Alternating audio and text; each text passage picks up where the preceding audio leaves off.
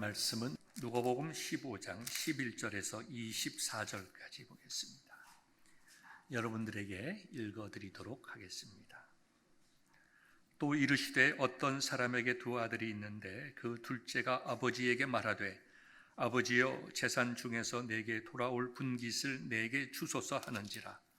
아버지가 그 살림을 각각 나누어 주었더니 그 후 며칠이 안 되어 둘째 아들이 재물을 다 모아가지고 먼 나라에 가 거기서 허랑방탕하여 그 재산을 낭비하더니 다 없앤 후 그 나라에 크게 흉년이 들어 그가 비로소 궁핍한지라. 가서 그 나라 백성 중 한 사람에게 붙여 사니 그가 그를 들로 보내어 돼지를 치게 하였는데 그가 돼지 먹는 쥐염 열매로 배를 채우고자 하나 주는 자가 없는지라. 이에 스스로 돌이켜 이르되 내 아버지에게는 양식이 풍족한 품꾼이 얼마나 많은가. 나는 여기서 주려 죽는구나. 내가 일어나 아버지께로 가서 이르기를 아버지 내가 하늘과 아버지께 죄를 지었사오니 지금부터는 아버지의 아들이라 일컬음을 감당하지 못하겠나이다. 나를 품꾼의 하나로 보소서 하리라 하고 이에 일어나서 아버지께로 돌아가니라. 아직도 거리가 먼데 아버지가 그를 보고 측은히 여겨 달려가 목을 안고 입을 맞추니 아들이 이르되 아버지 내가 하늘과 아버지께 죄를 지었사오니 지금부터는 아버지의 아들이라 일컬음을 감당하지 못하겠나이다 하나 아버지는 종들에게 이르되 제일 좋은 옷을 내어다가 입히고 손에 가락지를 끼우고 발에 신을 신기라. 그리고 살진 송아지를 끌어다가 잡으라. 우리가 먹고 즐기자. 이 내 아들은 죽었다가 다시 살아났으며 내가 잃었다가 다시 얻었노라 하니 그들이 즐거워하더라. 우리 주님의 말씀입니다. 아멘. 사랑하는 성도 여러분, 여러분의 가정 속에 위로와 은혜가 충만하기를 간절히 소망합니다. 참으로 어렵고 힘든 시간들을 저희가 보내고 있고 우크라이나의 전쟁으로 또 미국의 인플레로 또 대한민국의 대통령 선거로 인해서 우리의 마음이 참 복잡하고 어렵고 힘듭니다. 왜 이러한 일들이 일어날 수가 있겠는가? 하나님이 정말 살아계시다고 하면 어떻게 이와 같이 무고한 사람들이 죽어나갈 수가 있으며 이렇게 참 여러모로 우리 보통 사람들보다 특별히 나을 것도 없을 것 같은데 대통령들이 되겠다고 이렇게 정말 서로 치고받고 있는가? 참 우리의 마음은 혼란스럽습니다마는 진리 되신 하나님, 우리를 사랑하시고 용서하시는 우리 주 예수 그리스도, 우리를 새롭게 하시고 변화시키시고 능력 주사 회복의 길을 가게 하시는 그 성령 하나님, 삼위일체 하나님께서 주시는 그 은혜가 여러분의 기도 속에, 여러분의 자녀 속에, 산업 속에 충만하시기를 다시 한번 주님의 이름으로 축원합니다. 신앙이라고 하는 것은 매우 중요합니다. 우리가 신앙이란 말을 쓰고 또 때로는 교회에서 믿음이란 말을 쓰지만 믿음과 신앙이란 말을 구별해서 정의하기가 참 쉽지 않습니다. 혼돈되어져 있고 원어의 말씀, 영어의 그 원래적인 뜻, 그리고 한국말로 변화시켜서 이해할 때에 참 여러 가지 어려운 일들이 많이 있지만 오늘은 하나님 말씀을 좀 더 깊이 있고 정확하게 이해하기 위해서 부족하나마 믿음과 신앙의 정의가 무엇인가를 잠시 생각하고자 합니다. 믿음이라고 하는 것은 우리가 확신하고 전 인격을 들여서 동의하고 신뢰하는 믿음의 내용적인 것을 뜻합니다. 즉 하나님의 말씀이 우리의 믿음의 대상이 됩니다. 저와 여러분들의 믿음이라고 하는 것은 우리의 마음으로부터 나온 것 아닙니다. 세상에 누가 전해준 것 아닙니다. 우리의 믿음의 내용은 하나님의 말씀입니다. 성령의 영감으로 기록되어서 정확하고 변함이 없는 진리의 말씀, 우리의 신앙과 생활의 유일한 기준이 되는 이 성경 말씀이 우리의 믿음의 내용입니다. 따라서 내가 믿음이 있다라고 얘기할 때는 성경에 기록된 모든 진리의 말씀을 내가 동의하고 신뢰하고 진리임을 믿습니다. 그 얘기입니다. 여러분들이 내가 믿습니다. 우리가 지난 시간에 말씀을 나눈 것과 같이 사도신경의 첫 단어, 라틴어의 첫 단어 크리도, 내 마음을 드립니다. 내 생명을 드립니다. 우리의 신앙의 선조들이, 사도들이, 믿음의 신앙의 선배들이 정말 생명을 내어놓고 그것을 위해서라면 내 심장이라도 버릴 수 있겠습니다 라고 하는 그 고백의 내용이 무엇인가? 곧 하나님의 말씀이 되는 것입니다. 그런데 이 하나님의 말씀이 너무나 방대하고 우리가 다 외울 수가 없기 때문에 우리 전 믿음의 선배들이 이걸 잘 정리를 했습니다. 요약하고 구약에서 있는 모든 가르침의 내용들, 그 다음에 사도들의 가르침을 다 정리해서 그 다음에 사도들의 신앙의 고백과 동일한 신앙의 고백을 이 시대에도 우리가 하기를 원합니다. 그래서 만들어진 것이 곧 사도행전이고 우리 믿음의 내용입니다. 그렇다고 하면 신앙이란 무엇일까요? 신앙이라고 하는 것은 우리의 믿음의 내용을 우리의 삶을 통하여 살아내는 것입니다. 하나의 관념적인 고백이 아니라 이론상 믿는 것이 아니라 지식적으로 아는 것이 아니라 내 삶의 현장에서 여러 가지 신앙과 불신앙의 문제들이 우리의 도전을 해올 때에 내가 하나님의 말씀을 기준으로 해서 하나님의 말씀이 하라고 하시는 대로 하지 말라고 하시는 대로 그것을 내 삶을 통해서 이루어 나가고 전파하고 간직해 나가는 그 모든 삶의 내용들을 신앙이라고 한다. 그렇기 때문에 믿음과 신앙은 동전의 양면과 같이 분리될 수 없지만 믿음이라고 하는 것이 지적이고 고백적인 것이라고 하면 신앙이라고 하는 것은 그것을 우리의 삶을 통하여 실질적으로 살아내는 것을 말할 것입니다. 그래서 J.I. 패커라고 하는 귀한 신학자는 이렇게 얘기했습니다. 기독교 신앙이라고 하는 것은 하나님의 말씀을 듣고 삶을 통해서 살아나가는 것이다. 말씀을 듣고 믿고 행하는 것이다. 그와 같이 정의를 하였습니다. 이런 정의를 통해서 우리가 사도신경을 보면 우리의 신앙의 선배들이 얼마나 참 귀하게 이것을 만들었느냐. 신앙의 고백의 첫 단어 크리도, 내가 이 고백하는 이것을 위해서 내 삶의 현장에서 생명이라도 내어놓고 이 믿음을 지켜 나가겠습니다. 저와 여러분들이 사도신경을 이렇게 그저 주문을 외우듯이 외우지 아니하고 뜻없이 외우지 아니하고 허망한 말로 공중에 정말 외치지 아니하고 내 삶을 통해서 살아내겠습니다. 이 진리의 말씀을 나뿐만 아니라 우리의 자녀들에게 가르치고 세대와 세대를 통해서 이어나가겠습니다 라고 하는 그러한 결단과 그러한 각오와 또 은혜 주심을 기도하는 마음이 여러분들에게 있기를 간절히 원합니다.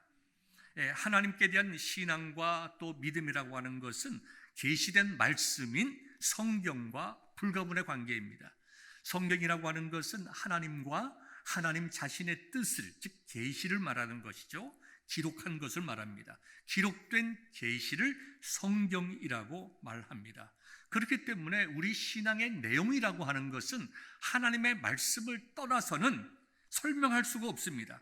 나의 주관적인 생각이나 주관적인 해석이 아니라 전통적으로 하나님을 어떻게 믿어왔는가, 우리의 신앙의 선배들은 하나님에 대해서, 예수님에 대해서, 성령님에 대해서, 교회에 대해서 어떻게 고백해 왔는가, 그게 전통적인 것이죠. 그 전통과 정통, 초대교회 성도들이 믿어왔던 그것을 우리가 받아들이고 우리가 이 시간 동일한 고백을 할 때에 저와 여러분들의 신앙은 참으로 정확하고 안전한 신앙 고백이 될 줄 믿습니다. 오늘은 신앙 고백의 이제 두 번째 시간인데요. 신앙 고백을 보면 전체적으로 12부분으로 나눠져 있습니다. 하나님부터 시작을 해서 그 다음에 성부 예수님, 성자 예수님, 그 다음에 성령님, 그 다음에 교회, 쭉 기록이 되어 있는데요. 크게 성부, 성자, 성령 이렇게 세 부분으로 나눠져 있습니다. 여러 가지 교회도 기록되어 있고 재림도 기록되어 있고 여러 가지 내용들이 많이 있지만 큰 카테고리로 보면 성부, 성자, 성령, 삼위일체 하나님께 대한 믿음이 고백되어 있는데요. 내용적으로 보면 성부 하나님에 대한 내용이 제일 적고 그 다음에 성자 예수님에 대한 내용이 제일 많습니다. 전체 신앙 고백의 내용 중에서 약 70%가 성자 예수님에 대한 내용이고 성령 하나님에 대한 내용이 한 20%가 됩니다. 그 다음에 한 10% 내용이 오늘 우리가 함께 나눌 하나님에 대한 내용입니다. 그리고 성자와 성령에 대한 그 연합대에서 함께 본다고 하면 동일한 선상에서 우리가 어떻게 의롭게 되고 우리가 어떻게 그리스도를 닮아가는가 이런 관점에서 보게 되면 정말 사도신경 전체의 내용이 우리가 어떻게 예수님을 믿고 구원받을 수 있는가 이 복음의 핵심적인 내용에 대해서 기록을 했다고 보아도 틀림이 없을 것입니다. 성부 하나님에 대해서는 온 우주 만물을 창조하시고 우리를 사랑하시는 하나님, 성자 하나님에 대해서는 우리에게 은혜를 베푸시고 생명을 주사 우리를 구속하신 하나님, 성령 하나님께 대해서는 우리로 하여금 예수님을 믿게 하시고 예수님을 닮아가게 하시는 능력과 은혜의 하나님, 이렇게 성부, 성자, 성령 하나님으로 이 하나님에 관한 말씀으로 고백으로 사도신경이 기록이 되어 있는데요, 거기에는 이유가 있습니다.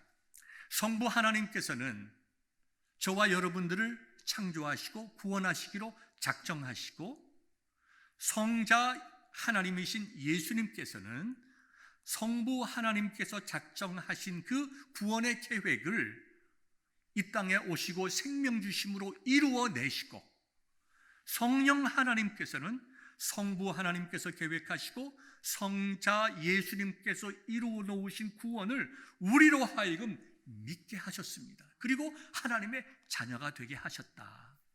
이것을 보면 이 사도신경의 내용이라든가 이 모든 것들이 우리에게 초점이 맞춰져 있고 우리가 어떻게 구원받게 되는가에 대한 하나님의 구원의 계획이 이 고백 속에 들어가 있다는 것입니다.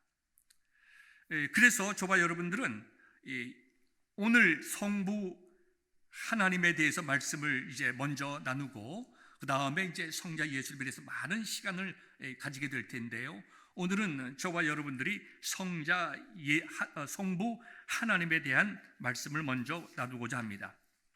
성부 하나님에 대해서는 세 조항으로 기록이 되어 있습니다. 전능하사 천지를 만드신 하나님 아버지, 우리가 아주 익숙한 옛날 버전의 신앙 고백이죠. 전능하사 천지를 만드신 하나님 아버지를 내가 믿사오며, 전능하신 하나님, 그 다음에 천지를 만드신 창조주 하나님, 그리고 나의 아버지 되시는 하나님. 첫 번째, 전능하신 하나님에 대해서 말씀을 나누겠는데요, 전능하신 하나님에 대해서 말씀을 나누기 전에 먼저 하나님은 어떤 분이신가 좀 자세히 살펴보고자 합니다. 물론 우리가 하나님을 온전히 알 수가 없습니다. 우리가 어떻게 하나님을 알 수가 있겠어요? 우리가 인간이 이론적으로 가장 많이 알 수 있는 하나님에 관한 진리는 성령에서 기록된 하나님에 대한 내용일 것입니다. 이 세상에 그 누구도 하나님의 성경 진리의 말씀인 성경 속에 나와 있는 하나님의 내용에 대해서 다 알지는 못할 것입니다. 하나님께서 저희들에게 성령을 통해서 은혜를 베풀어 주시는 대로 우리의 어두운 마음을 밝히사 우리로 하여금 하나님의 말씀을 읽을 때에 하나님이 이런 분이시구나, 그것을 깨닫게 하시는 은혜에 따라, 사람에 따라서, 성경을 읽는 분량에 따라서, 그 성경에 대한 백그라운드에 대한 학습을 하는 거기에 따라서 하나님에 대한 이해가 모든 사람들이 각각 다를 것입니다.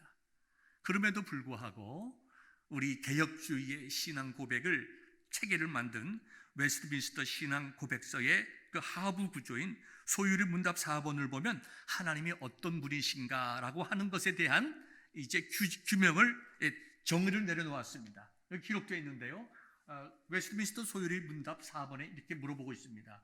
하나님은 어떤 분이십니까? 라고 할 때에 하나님은 뭐라고요? 영이시다고 했습니다. 하나님은 영이시다. 본질적으로 하나님은 우리와 다르신 영이라는 거예요. 육체를 가지고 시간과 공간의 제한을 받는 인간과는 구별되는 영이시다. 그 다음에 하나님은 영이신데 그의 존재하심과 지혜와 권능과 거룩하심과 공의와 선하심과 진실하심이 무한하시고 무궁하시며 불변하시다. 이 성경은 우리에게 그렇게 말씀을 하고 있습니다. 자, 다시 이제 저를 보시기 바랍니다. 하나님은 영이시다라고 하는 것은 요한복음 4장 24절에 분명히 기록되어 있습니다. 하나님은 영이시니 예배하는 자가 영과 진리로 예배할지니라. 영과 진리로 예배한다는 말씀이 어떤 말씀일까요? 우리의 예배의 대상은 삼위일체 하나님입니다. 성부 하나님께, 성자 예수님께, 성령 하나님께 우리가 예배를 드리는 거예요. 이 삼위일체 하나님께 예배를 드리기 위해서는 성령님께서 저와 여러분들을 인도해 주셔야 돼요. 오늘 저와 여러분들이 이 자리에 나와서 예배를 드리는 것, 내가 결정해서 이 자리에 나왔다라고 생각하지만 하나님께서 저와 여러분들을 이 자리에 불러주시지 아니하시면 우리는 이 은혜의 자리에 참석할 수가 없습니다. 우리가 예배를 드리는 것 자체가 하나님께서 나에게 은혜를 베풀어 주셔서 나를 예배 자리로 인도하셨다. 아침에 교회를 나올 때 아이들 데리고 오면서 아내와 남편이 좀 티격태격 할 수가 있습니다. 그러나 우리의 연약함과 부족함에도 불구하고 하나님께서는 저와 여러분들에게 은혜 주시고 용서하시고 우리들에게 새로운 인생의 꿈을 가지고 정말 하나님께서 주신 이 귀하고 복된 삶을 긍정적이고 힘있게 살아나가고 하나님의 영광을 위하여 그 나라와 의를 위하여 살아갈 수 있도록 능력 주시기 위해서 이 자리에 부르셨어요. 이 자리에 부르셨습니다. 이 자리에 부르신 것만으로 우리의 예배가 시작되지 않습니다. 우리는 하나님 아버지 앞에 다 죄인들입니다. 우리가 예수님을 영접했다고 하더라도 하나님이 예수 그리스도의 십자가의 보혈로 우리를 보시기에 예수님을 구주로 고백한 자들을 의롭다고 인정하시고 의롭게 봐주시지만 우리가 우리 자신들을 보며 특별히 하나님 말씀에 비추어 볼 때에 우리는 여전히 죄인입니다.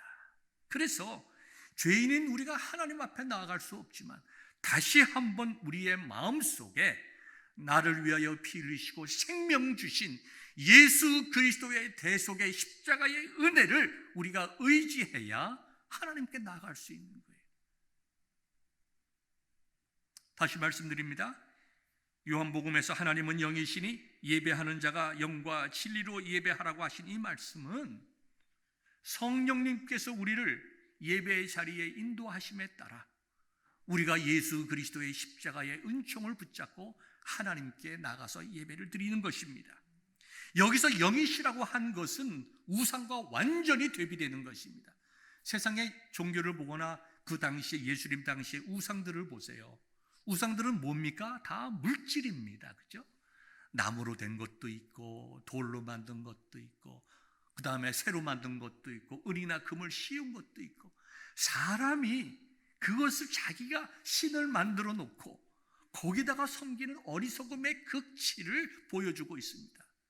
사람의 유한한 사람의 생각과 정신과 의지 속에서 나온 신이 아니라 그렇게 될 수 없는 근본적으로 세상의 그 무엇과도 비교할 수가 없는 연관될 수가 없는 본질적으로 초월한 존재라는 의미에서 하나님은 영이시다 이렇게 말씀을 하시는 것입니다.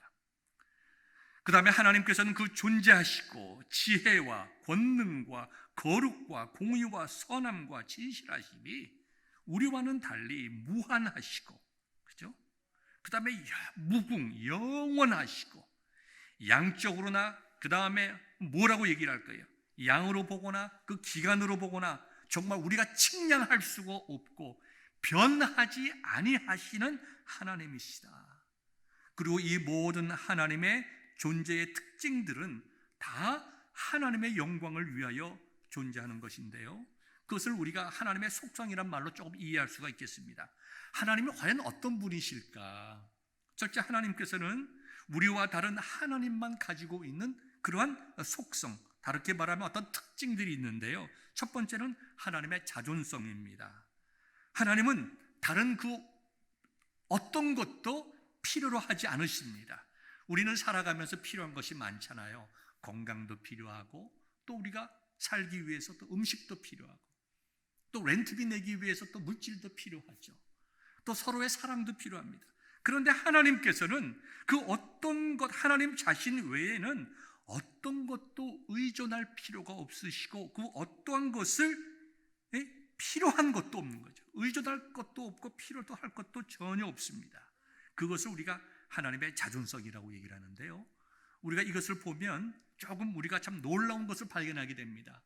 하나님께서는 우리로 하여금 하나님께 나와 예배하기를 원하시잖아요. 하나님은 우리와 교제하기를 원하시잖아요. 아까 우리가 읽은 요한복음 4장 24절의 말씀대로 예배를 원하시잖아요. 이것은 무엇인가 하면 하나님께서는 정말 하나님 한 분으로서 아무것도 필요함이 없는 완전한 분이시지만 저와 여러분들과 교제하기 원하는 하나님이라는 것입니다. 왜요? 우리에게 복 주시기 위해서, 우리에게 은혜를 베푸시기 위해서. 그래서 우리가 하나님께 예배드리는 것 자체도 하나님께서 우리를 부르시는 그것이 우리에게 용서하시고 회복시키시고 평강 주시고 은혜 주시고 능력 주시고 우리에게 필요한 모든 것을 주시기 위해서 저와 여러분들을 예배 자리에 불러주시는 것입니다. 얼마나 놀라운 특권입니까? 생각해 보십시오. 백악관에 계시는 대통령께서 저와 여러분 한 사람의 도움이 필요할까요? 예를 들어 봅시다. 아주 쉽게 인간끼리 얘기더라도 아마 별 필요 없을 거예요. 전 세계를 정말 정치하시고 통치하는 그런 분이라고 할 수 있는 미국 대통령이 나 한 사람 뭐 필요하겠어요? 그런데 만약에 백악관에 연락이 왔습니다. 해서 여러분들을 백악관에 초대를 해서 미스터 킴, 미스터 리, 나 이런 일이 있는데 어떻게 생각하냐? 커피 한 잔 마시면서 대화하고 요즘 어떻게 살아가니? 한국 사람으로서 살아가는데 어려움이 없냐? 소수민족으로 어려움이 없냐? 좀 나에게 좋은 아이디어를 줘서 내가 좀 정말 그 여러 소수민족들을 좀 잘 도움을 줄 수 있도록 나에게 많은 조언을 달라. 그거 얼마나 놀라운 축복입니까? 얼마나 놀라운 일이에요.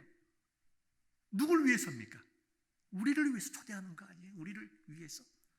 하나님도 마찬가지라는 거죠. 우리와 대통령과의 그런 관계를 감히 비교할 수 없는 온 우주 만물을 창조하신 하나님께서 얘야 나하고 좀 얘기 좀 하자. 너 필요한 것이 뭐가 있니? 나에게 좀 얘기해봐. 내가 들어줄게. 너 어디가 그렇게 아프니? 어디가 그렇게 힘들었어? 누가 너희들 마음을 그렇게 아프게 하고 눈물 흘리게 했니? 이리 오너라. 괜찮다. 괜찮아. 내가 너와 함께하마. 하나님은 정말 아무것도 필요하고 누구도 필요하지 않은 분임에도 저와 여러분들을 이렇게 사랑하시는 것은 얼마나 참 놀랍고 감사한 하나님이신지 우리가 고백한 대로 My Daddy, 나의 아버지 되시는 하나님이십니다.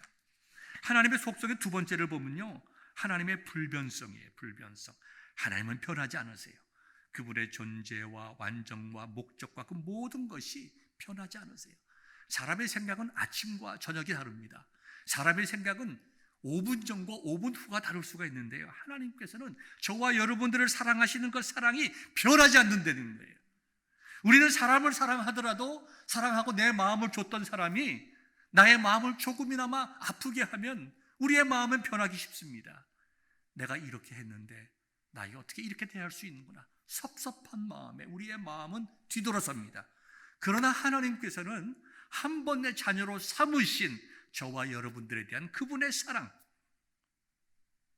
결코 변치 아니하시고 끝까지 그 사랑으로 저와 여러분들을 천국으로 인도하시는 놀라운 은혜의 하나님, 변치 않는 사랑과 은혜의 하나님이심을 믿으시기를 바랍니다. 그 다음에는 하나님의 무한성이 있습니다. 여기에 곧 우리가 오늘 보고자 하는 전능하신 하나님, 시간과 공간을 초월하시는, 하루와 천년을 동일하게 보시는 하나님, 그 우리가 볼 때에 정말 전능하신 하나님, 그 하나님에 대해서 우리가 좀 말씀을 나눠보고자 하는데요, 이 전능하신 하나님께서 저와 여러분들에게 하나님의 전능함이 무엇인가를 이해할 수 있도록 우리에게 정말 세상의 그 어떤 존재, 피조물도 갖지 못한 하나님의 속성을 갖게 하셨어요. 그것을 우리는 하나님의 속성 중에서 인간과 하나님께 동시에 가지고 있는 보편적 속성이라고 하는데요, 지식, 거룩, 사랑, 은혜, 용서, 이런 것입니다. 우리가 용서라는 개념을 알아요, 그죠? 우리가 사랑이라는 개념을 압니다. 거룩이라는 개념을 알아요.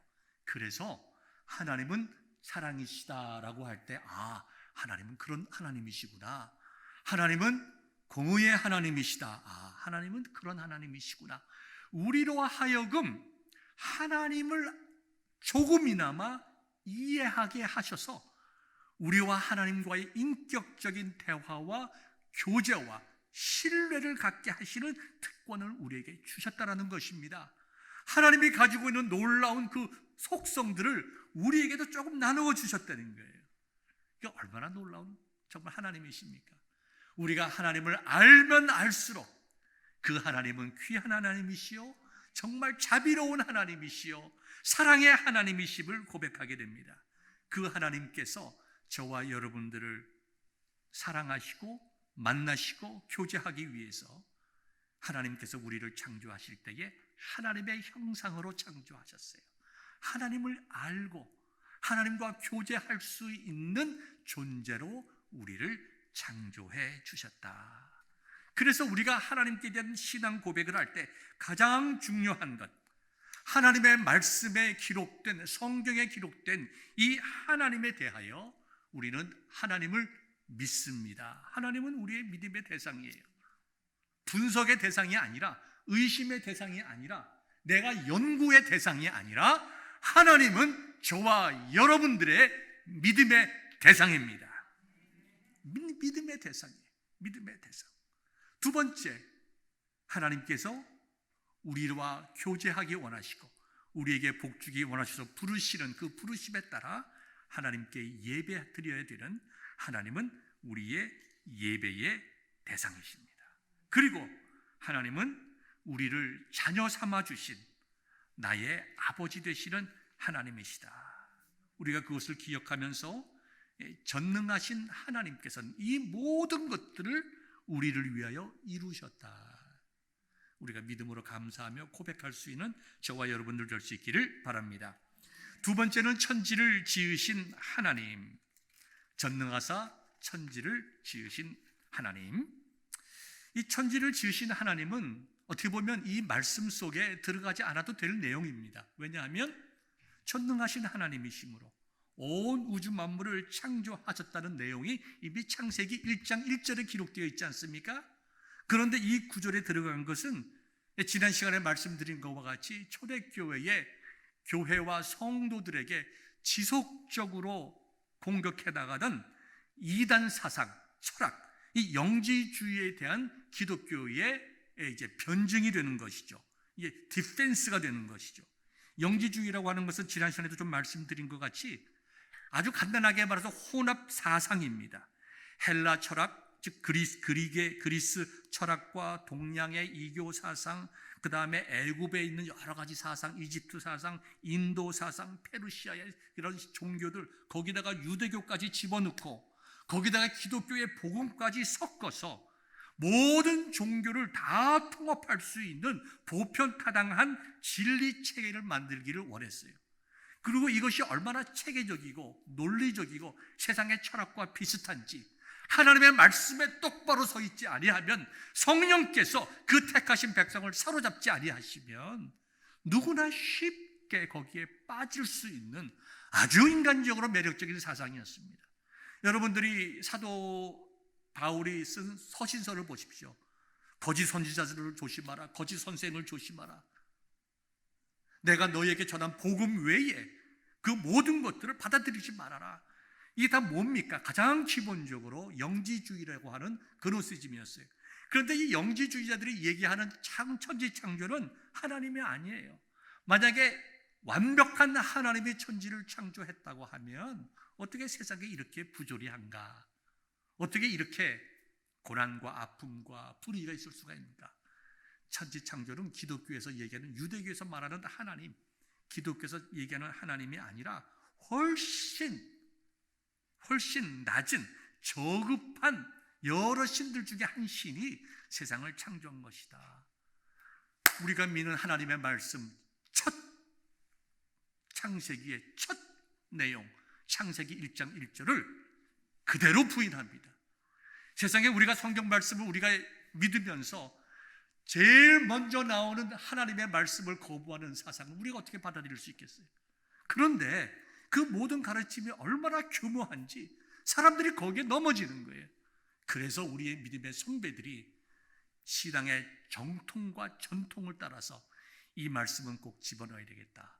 전능하시고 천지를 만드신 하나님, 이렇게 해서 천지를 만드셨다라고 하는 것, 우리가 너무나 당연하고 전능하신 하나님을 믿는다고 하면 너무나도 논리적으로 그 다음 창조주 하나님을 믿을 수밖에 없는, 불필요하게 느껴지는 이 창조주 하나님의 내용을 여기에 집어넣게 되었다는 것입니다.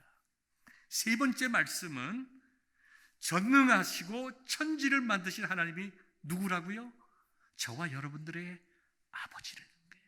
아버지.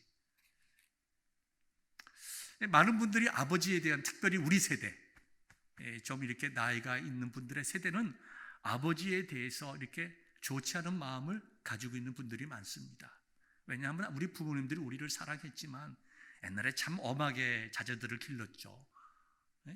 참 힘들게 자녀들을 기르고 자녀들이 원하는 것보다 부모들이 원하는 대로 자녀들을 막 만들어 갔습니다. 여러분들 잘 아시는 참 훌륭하신 목사님, 이동원 목사님이 언젠가 우리 그 코스트에 와서 학생들에게 설교하면서 이런 말씀을 했습니다. 이 목사님은 영어를 배우기 위해서 이제 교회를 나가기 시작했습니다. 선교사님이 세운 교회를 나가기 시작했는데요, 이분이 교회에서 가장 자기가 받아들이기 힘들고 어색했던 면이 하나님을 아버지라고 부른다는 거예요. 그게 너무 자기는 싫었다는 거예요, 이 목사님께서는. 왜냐하면 자기는 아버지에 대한 좋은 느낌이 전혀 없는 거예요. 자기가 고등학교 다닐 때에 아버지께서 사업하다가 실패하셔서 빚더미에 올랐었습니다. 다 집에 그 빨간 딱지들이 다 붙어가지고 팔지도 못하게 만들었습니다. 아버지는 정말 집을 나가가지고 들어오지도 않다가 한 달에 한 번 정도 집에 오셔서 옷 갈아입고 뭐 좀 얻어가지고 나가고 도망가 버립니다. 매일 사람들은 집에 와가지고 아버지 어디 있냐고 찾고 어머니 머리 잡고 흔듭니다. 이 사춘기 때에 이동원 목사님의 마음속에 아버지라고 하는 것은 지긋지긋한 거예요. 차라리 없었으면 좋았을 아버지. 정말 이런 아버지가 어디에 있나? 아버지의 사랑이나 아버지의 돌봄이나 아버지의 무슨 뭐 따뜻한 마음이나 그런 게 없는 거예요. 그런데 교회에 와보니까 왜 그 많은 그냥 하나님께 기도하면 되지? 왜 하나님 아버지 하나님? 그랬는데 이분이 믿음을 고백하게 된 후에 이 아버지란 말이 얼마나 좋은 말인지, 그분의 표현 그대로 하면 하나님 아버지 이러면서 정말 뒹굴대굴 눈물을 흘리면서 하나님 아버지는 내 아버지와 다르다. 불완전한 내 아버지와는 다르다. 나와 동일한 정말 결핍이 많고 죄 많은 아버지와는 다르다. 내 하나님은 완전하시고 내 하나님은 사랑이시고 내 하나님은 나에게 변치 아니하여 하시고 한결같이 나를 사랑하시고 나에게 은혜 주시는 아버지다. 그걸 깨달았을 때 이 목사님의 마음속에 눈물이 펑펑 나서 얼마나 그분이 우시면서 하나님께 대한 믿음을 고백했는지 모른다. 그 말씀을 하셨어요. 사랑하는 성도 여러분, 우리가 이 하나님이 얼마나 좋은 하나님이신가. 이 구약의 하나님은요, 왕 되신 하나님, 또 우리가 좀 쉽게 말하면 좀 근엄하신 하나님, 우리가 가까이 하기 힘든 하나님, 그렇게 묘사가 되어 있잖아요. 근데 신약에 와서 우리 예수님은 십자가상에서 한 번 하나님의 이름을 부른 그 외에는 항상 아버지, 하늘 아버지, 천부, 하늘에 있는 내 아버지, 그 다음에 나의 아빠. 이렇게 정말 멀리 계신 것 같고 무서운 것 같고 엄하시고 우리가 갑자기 가까이 갈 수 없는 그 아버지를 나를 품에 안으시고 내 등을 두드려 주시고 괜찮다, 괜찮다, 새로 하면 된다, 지나간 건 내가 다 잊지 마, 그와 같이 나의 아버지로 삼아 주셨다는 거예요. 이게 얼마나 놀라운 은혜입니까? 얼마나 감사한 일이에요. 오늘 본문의 말씀이 그걸 증거하고 있지 않습니까? 한 아버지가 계셨습니다. 두 아들이 있습니다. 둘째 아들이 아버지한테 자기에게 올 유산을 미리 달라고 합니다. 이건 뭐 말도 안 되죠. 그런데요, 아버지가 얼마나 제너러스한지 그 아들에게 줍니다. 그걸 가지고 갔는데요, 13절 보니까 얼마 안 돼서 허랑방탕했다고 하였습니다. 무슨 뭐 좋은 일을 하다가 실패한 게 아니라 정말 죄 짓는 일을 하다가 다 돈을 썼다는 거예요. 그 다음에 흉년이 들었습니다. 살아갈 길이 없습니다. 부잣집 아들이 뭐 할 수 있는 일이 있겠어요? 재산이 떨어지니까 살 길이 없습니다. 어떤 사람 밑에서 일하게 됐는데 들에 나가서 돼지를 치게 되었습니다. 돼지들이 먹는 쥐염 열매를 배를 채우려고 하는데 그것마저 부족합니다.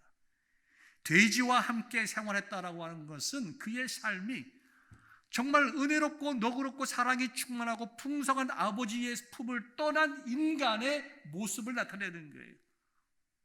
가장 더럽고 가장 추악하고 비참한 영적인 상태를 지금 이야기하고 있는 거죠.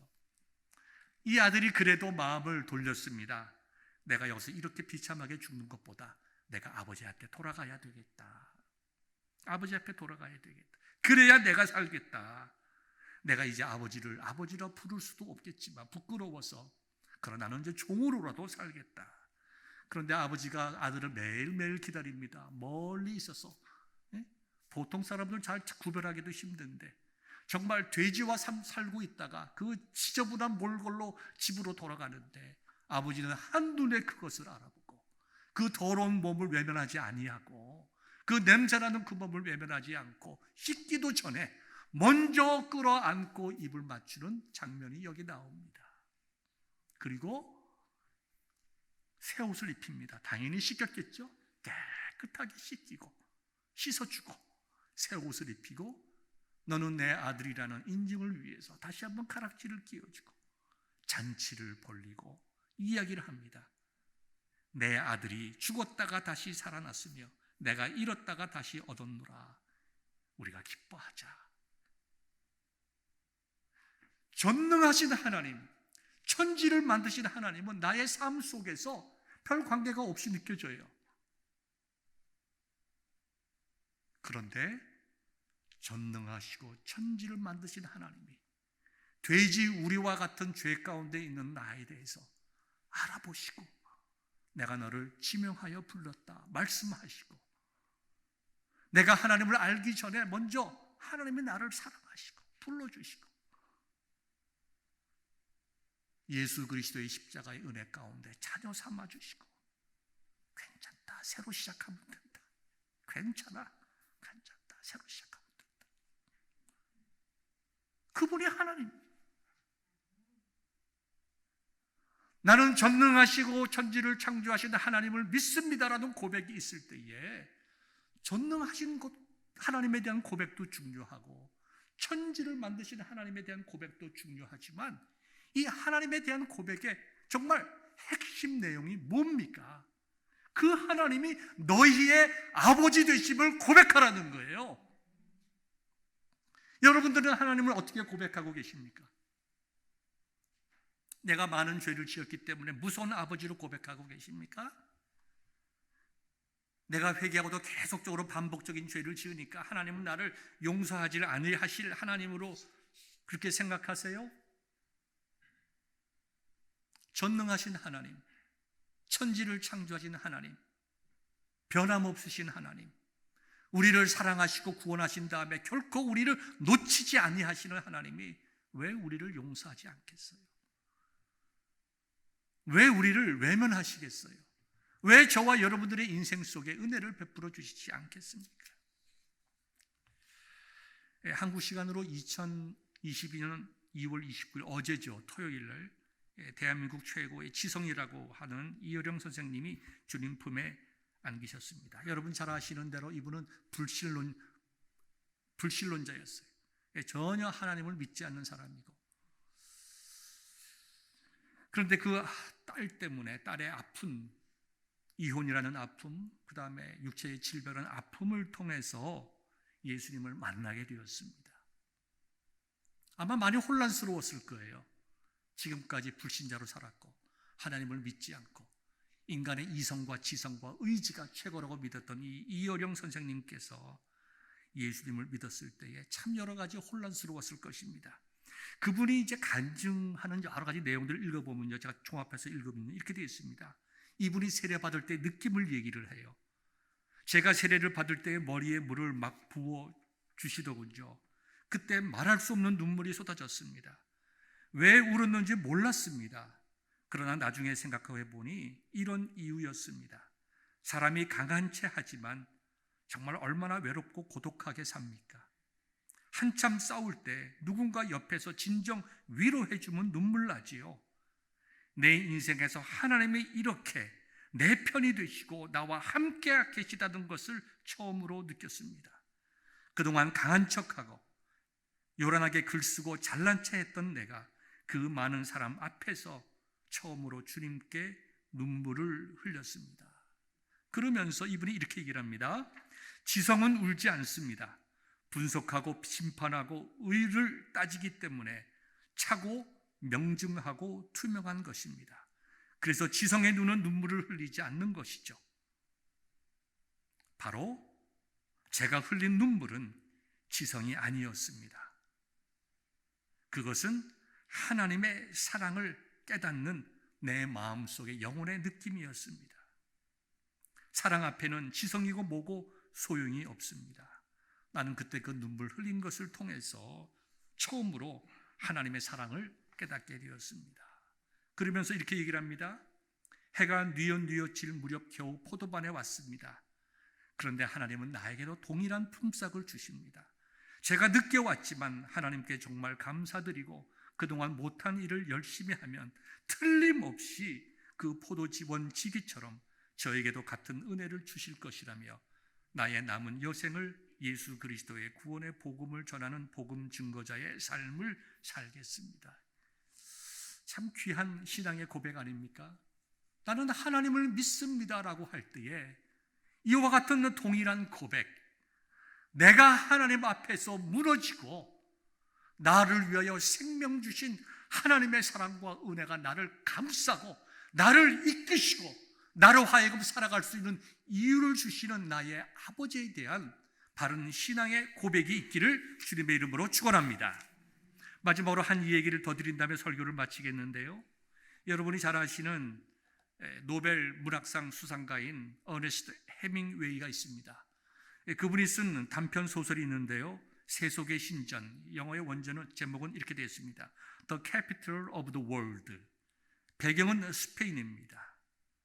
소설 속에는 한 아버지가 집을 나간 아들을 용서하고 화해하기로 결심하고 찾았습니다만 아들을 찾을 수가 없습니다. 그래서 그 도시에서 제일 큰 신문에다 광고를 크게 냈습니다. 아들의 이름을 적었습니다. 파코야, 화요일 정오에, 다음 주 화요일 정오에 몬타나 호텔에서 만나자. 내가 너를 다 용서했다. 이 파코라는 이름은 그 스페인에서 가장 보편적인, 지금 미국의 데이비드와 같은 그런 이름입니다. 아버지는 그 광고를 낸 후에 그 다음 주 화요일 날 몬타나 호텔에 나갔습니다. 그랬더니 그 자리에 800여 명이 되는 파코라는 이름을 가진 청년들이 몰려온 거예요. 뭘 얘기하고 있을까요? 어느 해밍웨이가 자기도 용서받고 싶다는 거예요. 자기가 용서받고 싶은 거예요. 자기가. 여러분 용서받고 싶지 않으세요? 여러분의 인생을 새롭게 시작하고 싶지 않으세요? 어제와 오늘이 같고 오늘과 내일이 같을 거라는 그런 생각을 좀 버리고 우리가 신앙적으로 내가 좀 새로운 신앙의 생활을 시작했으면 좋겠다. 내가 비록 제대로 신앙생활하지 못하고 내 자식들에게 내가 남겨줄 수 있는 건 아무것도 없다 하더라도 그 누구를 위해서가 아니라 하나님을 위해서가 아니라 정말 교회 가면 목사님 장로님을 위해서가 아니라 내 아내와 남편을 위해서가 아니라 내가 하나님 앞에서 좀 새롭게 되고 용서받고 새로운 신앙의 출발을 가졌으면 좋겠다. 여러분 그런 마음 없으세요? 이 시간 여러분 한 사람 한 사람 마음속에 용서를 갈급하여 하는 그리고 새로운 인생을 출발하기 원하는 파코와 같은 마음, 예수 그리스도 안에서 그 차가웠던 지성이 깨어지고 영의 눈이 뜨였던 그 이혜령 선생님과 같은 그러한 신앙의 고백이 여러분의 심령 속에 있기를 원하지 않으세요?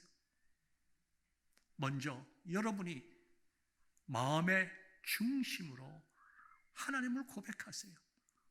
나는 전능하사 천지를 만드신 하나님을 믿습니다. 그런데요, 그 천지를 만드신 하나님이 나의 모든 것을 아시면서도 나를 사랑하시고 용서하시고 내 등을 두드리시면서 괜찮다, 우리 새롭게 다시 한번 해보자, 내 아버지라고 하는 믿음의 고백이, 신앙의 고백이 말씀을 전하고 듣는 저와 여러분들에게 있기를 주님의 이름으로 축원합니다.